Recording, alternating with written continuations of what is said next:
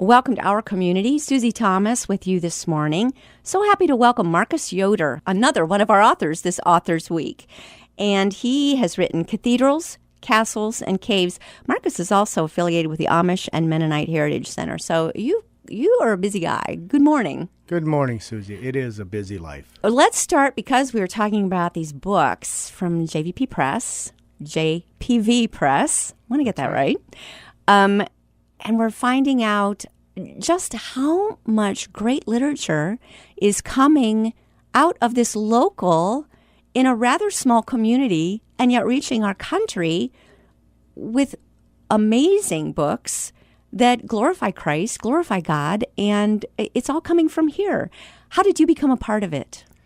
Well, JPV Press is a part of Plain Target Marketing. A number of years ago, Marlon Miller, the publisher, began a magazine. And kind of on a whim, he and I had coffee, and he said, "Why don't you write a history column for our magazine?" I thought, sure. And I began to write, and I was in the first one and have written an article, column ever since for them. Mm-hmm. And then we were going to collect the columns into books, but that never works. I wasn't satisfied with just these disconnected columns. Mm-hmm. So I ended up writing a book. Cathedrals, Castles, Caves, the Origin of the Anabaptist Faith. Yeah, I am interested in how the Anabaptists originated in the Reformation, and the three big groups of people that still claim that today are the Amish, the Mennonites, and the Hutterites. And I think in our area, we hear more about Amish and Mennonites. That's right. Because we shop in the shops, we shop in the bakeries especially, we eat in the restaurants. I've not heard of the Hutterites as much. How do they fit in with the other two? The Hutterites are actually from what is now the Czech Republic. And most of our people are from Switzerland or southern Germany. Mm-hmm. And then when they immigrated to America in the 1800s, they settled in the prairie states and provinces of Canada. And they live communally.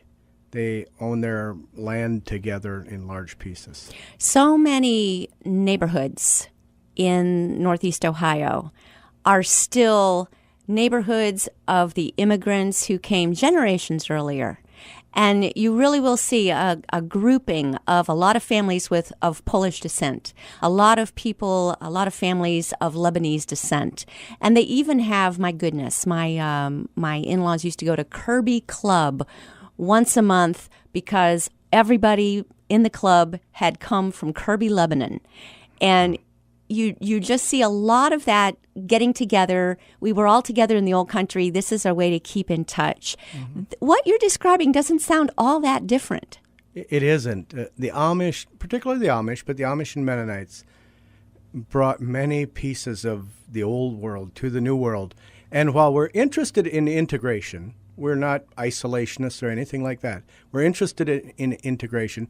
Those practices are important to us because they remind us mm-hmm. of the past. Language, foods we eat, mm-hmm. all those pieces are still there. It does seem that there are some things that they might be permitted to not have to do. Does an Amish person have to be on a jury, for example?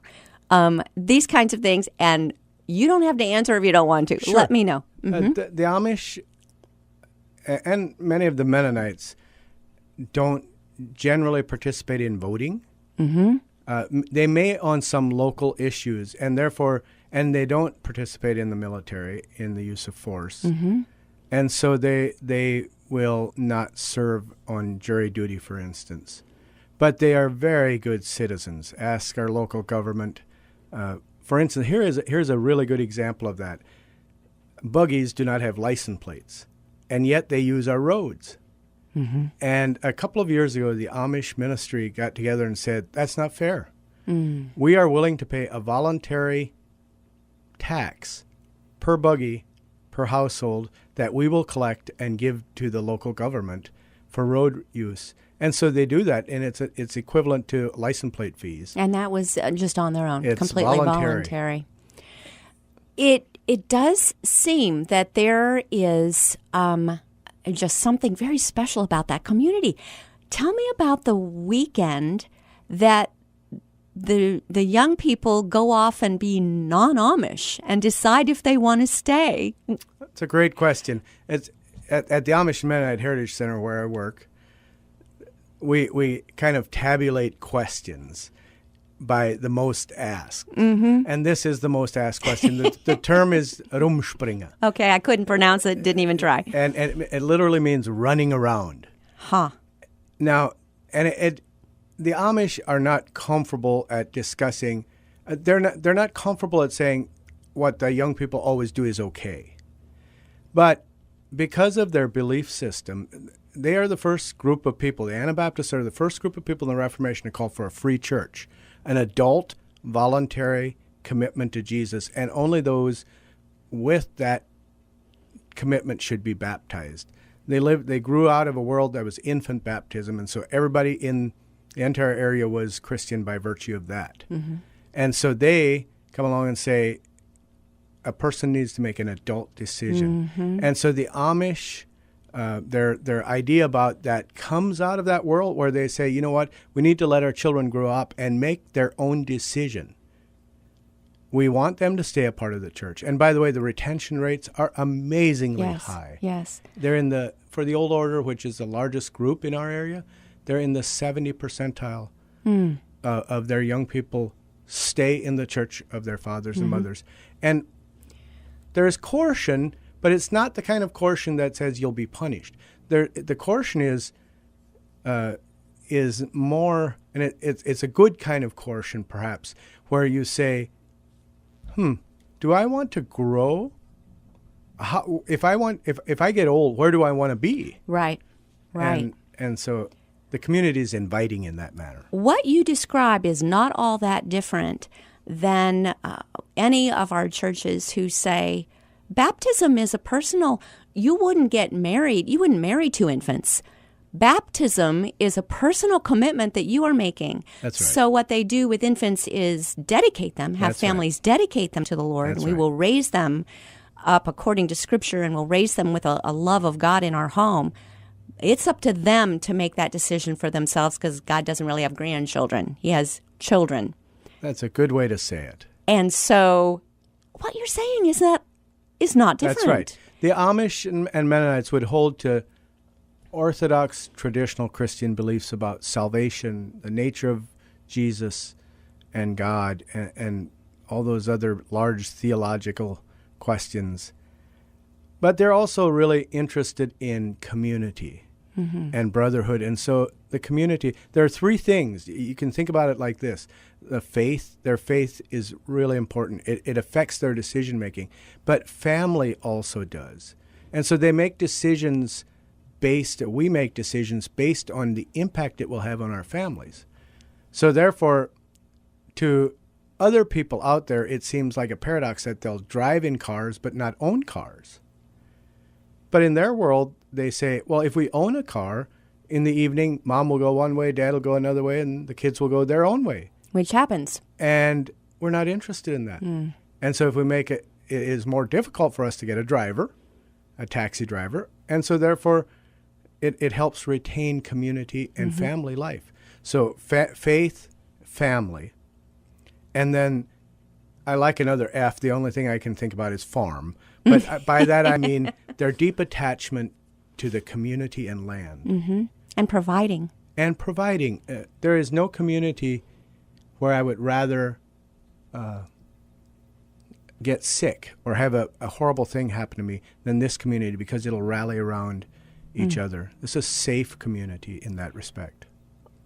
Thank you so much for clearing so many misconceptions up. I've appreciated this week so much to be able to ask some maybe silly questions, but get some very honest and good answers, and just really appreciate it. We see such forgiveness, another F, in that community when we hear about, there was a horrible crime where some school children were killed, and how the Amish community gathered around the widow of the perpetrator of that crime, that you just never saw anything like that. It was quite inspirational. And you think, where does that come from other than a deep, deep faith in God? It's called the Nickel Mine school shootings. And an interesting story with that, Several months ago at the Amish and Mennonite Heritage Center, we have a painting where we tell the story of our people. It is 10 feet high, 265 feet long, oil on canvas. It's one of 4 cycloramas in the United States that's in active use. And at the center of that cyclorama is one scene that the artist, who was a German, Roman Catholic German, who was fought in Hitler's army and was wounded and decided that war doesn't change humanity, only peace does, and decided to paint the story of our people. But at the very middle, he has this story of a man named Dirk Willems.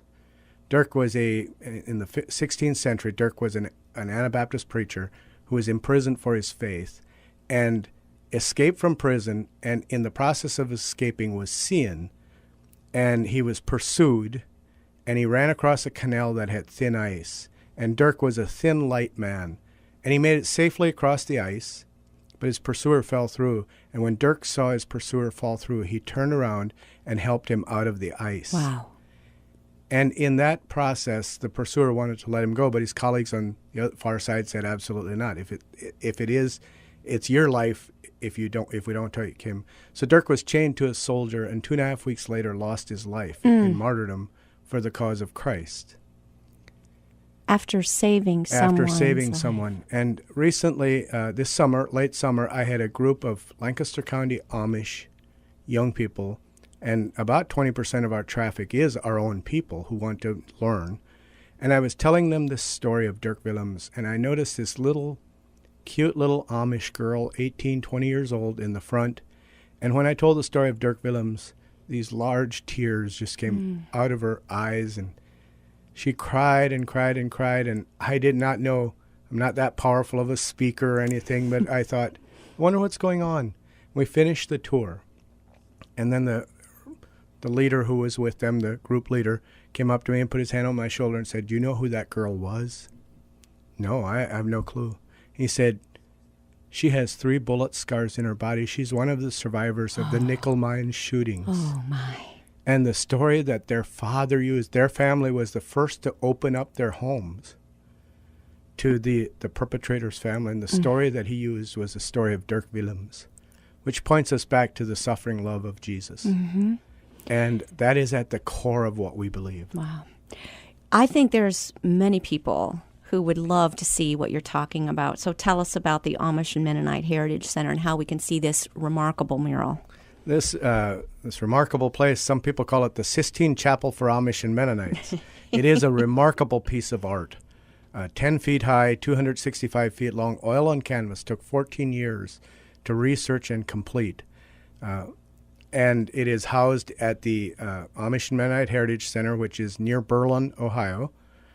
It is at 5798 County Road 77. You can reach us there, but we give guided tours. Amish or Mennonite person will lead you on a tour and tell you the story. Now, there is no way we could do it all because we've been able to identify, the artist passed away in 2002, but we've been able to identify 1,260 figures, individuals, on this painting. And we once estimated that if we were to really tell the story seriously, it would take about 60 hours. Oh my goodness. So you get an overview. For you, those of you who don't love history that much, you get an overview. And the other thing you can do while you're there is the book that I've written, Cathedrals, Castles, and Caves, I outlined sitting in the mural hall. So it is essentially the first half of the mural tour. It tells a story from Jesus to the story of Dirk Willems. Mm-hmm. Oh, my goodness. Well, I'm so glad we have a second half because there's so much to talk about. We do need to take a short break. We're visiting with Marcus Yoder from the Amish and Mennonite Heritage Center and author of Cathedrals, Castles, and Caves. We'll be back after these words. You're listening to Our Community.